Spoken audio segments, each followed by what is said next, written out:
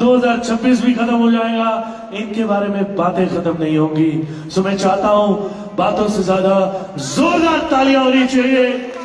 साथियों आओ स्वागत करें हमारे देश का अभिमान, not just an actor but as a personality and as an individual.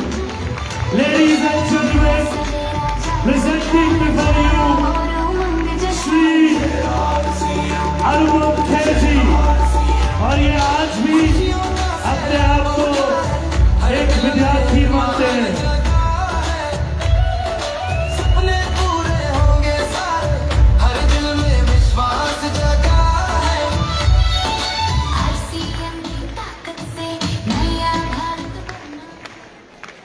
नमस्कार दोस्तों, यहाँ तो स्पीच देने में सब माहिर हैं। जो भी मुझे बोलना था सब बोल गए खुद ही। मेरे पास कुछ बचा ही नहीं बोलने के लिए।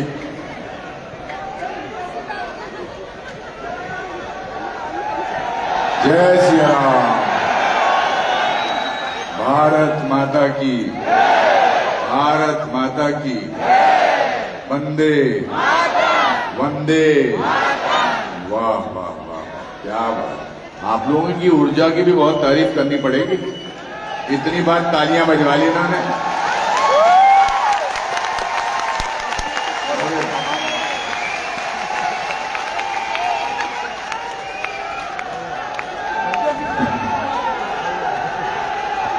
वाह वाह, लगता आप लोगों ने आरसीएम का च्यवनप्राश खाया हुआ है।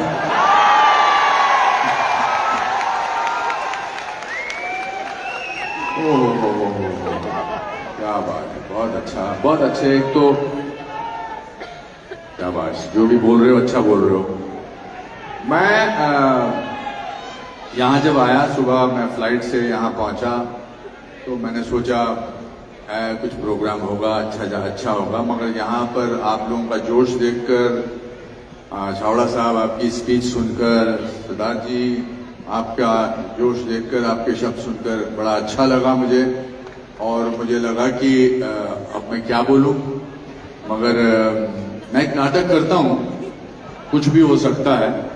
उसकी शुरू की 3 लाइनें मैं आपके जीवन से जोड़ना चाहता हूं। छावड़ा साहब बता रहे थे कि 25 साल पहले ये व्यापार करते थे, फिर उसके बाद 25 साल की यात्रा में आज आप सिल्वर जुबली मना रहे हैं। तो उस मेरे नाटक की 3 शुरू की लाइनें बहुत इंपॉर्टेंट हैं कि अगर एक लंगोटी वाला आदमी बिना किसी अस्त्र शस्त्र के देश को आजाद करा सकता है तो कुछ भी हो सकता है। एक लड़का 10 साल का 10 किलोमीटर पैदल चलकर, नदी पार करके आगे जाकर वही भारत का प्रधानमंत्री लाल बहादुर शास्त्री बन सकता है तो कुछ भी हो सकता है। और 27 बरस जेल में रहने के बावजूद अगर नेल्सन मंडेला उसी देश का राष्ट्रपति बन सकता है तो कुछ भी हो सकता है। और अगर राबड़ी देवी मुख्यमंत्री बन सकती है तो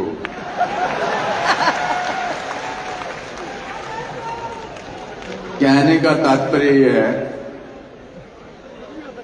इच्छा शक्ति का होना बहुत जरूरी है। मन की शक्ति का होना बहुत जरूरी है। मैं एक बड़े छोटे से परिवार से आता हूं, बहुत गरीब परिवार से आता हूं। मेरे पिताजी क्लर्क थे फॉरेस्ट डिपार्टमेंट में। उनकी तनख्वाह 90 रुपए थी और हमारा 14 लोगों का परिवार था। और इस स्टेज के एक तीसरे भी आए, जितना हमारे पास इतनी जगह में हम लोग रहते थे, गरीब थे। पिताजी अकेले कमाते थे। लेट 50s की 1960 1962 की बात है। और 14 लोग थे, ताया जी, ताई जी, दादाजी, दादी जी, और इतनी छोटी सी जगह में रहते थे, पर हम बड़े खुश थे। तो मैंने एक दिन दादाजी से पूछा कि दादाजी, हम इतने गरीब हैं तो इतने खुश क्यों हैं? तो उन्होंने बड़ी कमाल की बात की। उन्होंने कहा, बेटा, इंसान जब बहुत गरीब होता है तो सबसे सस्ती चीज खुशी होती है। तो मेरे मन से गरीबी का डर निकल गया कि ठीक है, गरीब होना तो कोई बड़ी बात नहीं है। दूसरी बात जो मेरे मन में हमेशा थी कि मैं पढ़ाई में अच्छा नहीं था। ये बात सुनकर आपको थोड़ा सा अजीब लग रहा होगा कि पढ़ाई में अच्छा नहीं तो ऐसा कैसे बन गया। तो मेरे कभी जिंदगी में स्कूल में 38% से ज्यादा मार्क्स नहीं आए। इसमें ताली मारने की तो कोई बात ही नहीं बनती। अब मैं आपके साथ एक छोटा सा गेम खेलता हूं कि ऑडियंस में जितने भी लोग हैं उनमें से 50% से ज्यादा जिनके मार्क्स आए हैं वो अपने हाथ ऊपर करिए। ऑलमोस्ट 100%। चावड़ा जी अपने हाथ ऊपर किया। 60% से ऊपर है जितने वो भी हाथ खड़ा करिए। सदा जी आप भी करिए। ओहो, ऑलमोस्ट 70%। चलो आगे चलते हैं थोड़ा सा। 70% से जितने मार्क्स आए हैं हाथ ऊपर करिए। फिर भी आप नीचे बैठे, मैं यहां खड़ा हूं। तो कुछ तो अच्छा मैंने किया है कि जिसकी वजह से मुझे यहां बुलाया गया। इसका मतलब ये नहीं कि मैं आपकी उपलब्धियों की सराहना नहीं कर रहा हूं, पर थोड़ा सा आपसे विपरीत, थोड़ा सा, ज्यादा नहीं, विपरीत सोचता हूं। और वो पैसे को लेकर। पैसा कमाना बहुत जरूरी है सर, बहुत जरूरी है। पैसा कमाने के बाद ही आप पैसा बांट सकते हैं, क्योंकि बिना कमाए कैसे बांट सकते हैं। पैसा होगा तो अच्छे विचार आएंगे, एक अच्छा करने का दिल करेगा, मंदिर बनाने का दिल करेगा, इतना भव्य प्रोग्राम करने का दिल करेगा। तो आपकी बात और मेरी बात ऑलमोस्ट सेम है। तो मैं जब मुंबई गया था आज से 45 साल पहले, हालांकि मैं नेशनल स्कूल ऑफ ड्रामा का गोल्ड मेडलिस्ट था, लेकिन रहने को जगह नहीं थी मेरे पास। मैंने बहुत सारी रातें रेलवे स्टेशन पर गुजारी, एक बेंच के ऊपर। और ये सच बात है, मैं इसलिए कह रहा हूं ताकि आप लोग सपने देखना ना बंद करें। आप लोग छाबड़ा साहब की तरह ऐसी जिंदगी के बारे में सोचें कि आप में से भी बहुत सारे लोग अनुपम खेर बन सकते हैं, छाबड़ा साहब बन सकते हैं।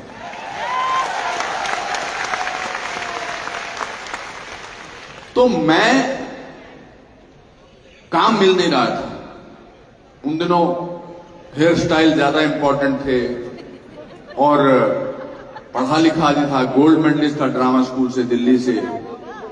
तो एक दिन जब मैं रेलवे स्टेशन के बेंच पर बैठता था तो 1:40 पर आखिरी ट्रेन जाती थी और 4:40 पर सुबह पहली ट्रेन शुरू होती थी। तो मेरे पास सिर्फ वो 3 घंटे होते थे सोने के लिए, क्योंकि पुलिस वाला था, वो बोलता था कि 1:40 के बाद आओ और 4:40 पे उठ जाओ। तो मैंने अपने दादाजी को एक खत लिखा। मैंने लिखा, मैं क्या कर रहा हूं यहां पर इस मुंबई नगरी में काम की तलाश में। मेरे पास रहने को जगह नहीं है, मैं रेलवे प्लेटफॉर्म पे सोता हूं, पढ़ा लिखा आदमी हूं, मेरी बेइज्जती होती है, मुझे कोई प्रोत्साहन देने वाला नहीं है। मैं ये शहर छोड़ के वापस जाना चाहता हूं, शिमला, दिल्ली, लखनऊ, कहीं चला जाना चाहता हूं, मैं यहां नहीं रुकना चाहता।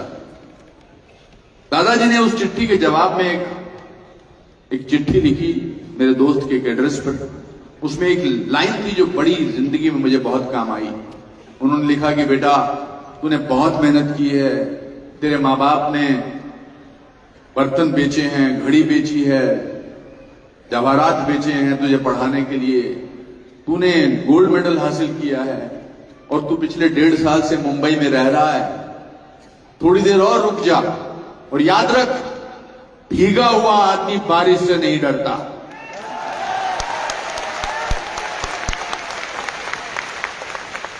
वो लाइन पढ़ के मुझे लगा अब तो दुनिया की कोई ताकत मुझे नहीं रोक सकती। फिर मैंने मेहनत की और इन पिछले 41 साल हो गए मुझे फिल्मों में आए हुए। 41 साल में अगले हफ्ते मैं अपनी 550वीं फिल्म साइन कर रहा हूं। मैं अपने गुणगान गाने के लिए यहां नहीं आया हूं, मैं आपको यह बताने के लिए आया हूं कि सपने देखना बहुत जरूरी है, क्योंकि हर सपना पूरा होता है उसके पीछे सिर्फ आपको मेहनत करनी पड़ती है। आज यहां पर आरसीएम के 25 साल पूरे हैं, ये सिर्फ उस वजह से हुए कि आपने एक दिन सपना देखा था कुछ करने का, और वो सपना न केवल आपने अपना साकार किया, लेकिन बजाय इसके बल्कि आरसीएम के इतने बड़े परिवार के सपने साकार कर रहे हैं आप। और इन लोगों की तालियों से इस बात का एहसास होता है कि आपके लिए ये आत्मा से दिल से ताली मार रहे हैं, सिर्फ इसलिए नहीं कि यहां आए हुए हैं।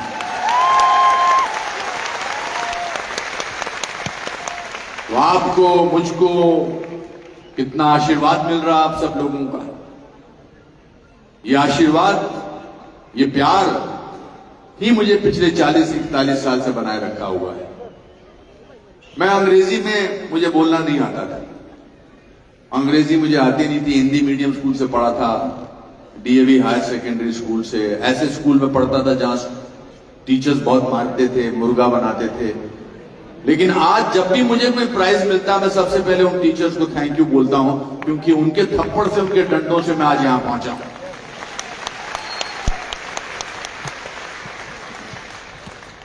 ठंड में, कोहरे में आप लोग इतनी मात्रा में, तो आपके विश्वास को देखकर मुझे इस बात का विश्वास हो गया है कि कुछ अच्छा करो तो बहुत सारे लोग पीछे जुड़ते चले जाते हैं। दो लोगों की सब जरूरत होती है, जिनका आशीर्वाद, जिनका साथ आपको बहुत जरूरत होता है। एक तो मां बाप, क्योंकि मां बाप के आशीर्वाद के बगैर, मां बाप के प्यार के बगैर, मां बाप के जिंदगी न्यौछावर करने के बगैर हम लोग कुछ नहीं है, कुछ भी नहीं होगा और ना ही कुछ लगा। दूसरा, देश, भारत देश हमारे लिए सबसे बड़ी, हमारे लिए सबसे ऊपर के स्थान पर होना चाहिए। जय जय, क्या बात है ऊपर वाले, अरे क्या मजा आया, क्या बात, सुंदर। सो हमारे पासपोर्ट में नाम के बाद दूसरा जो कॉलम होता है वो नेशनैलिटी होता है। नाम क्या है और आपकी नेशनैलिटी क्या है, और नेशनैलिटी में आप इंडिया, भारत लिखते हैं। इसलिए चाहे कुछ भी हो जाए, भारत को आगे बढ़ाने के लिए आपको कोई कदम पीछे नहीं रखना पड़ेगा, आगे बढ़ाते रहना है।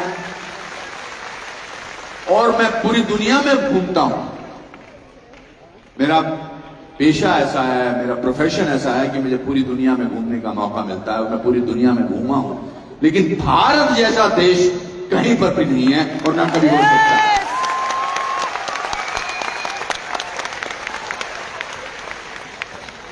यहां लोग हर हालात में खुश होते हैं, चाहे गरीब हो चाहे अमीर हो, क्योंकि हमें संस्कार दिए गए हैं। हमें बताया गया है कि ये हमारी किस्मत में, ये हमारा संस्कार है। इसलिए 800 साल मुगलों के शासन के बाद, 200 साल अंग्रेजों के शासन के बाद, आज भी हम अपनी परंपरा को बरकरार रखे हुए हैं, क्योंकि हम भारत देश के। मैं आपको, आपके सारे परिवार वालों को, यहां आए जितने भी लोग हैं, आपके साथ जुड़े हुए जितने भी लोग हैं, आपको बधाई देना चाहता हूं, आपको अपना प्यार देना चाहता हूं और आपको शुभकामनाएं देना चाहता हूं कि 25 साल बाद जब 50 साल आप मनाएं, फिर मुझे बुलाएं और फिर मैं यहां पर स्टेज में बिल्कुल खड़े होकर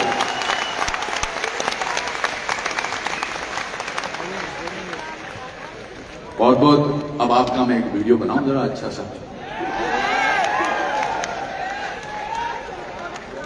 रुक जाइए, मजा आता है ना, देखो।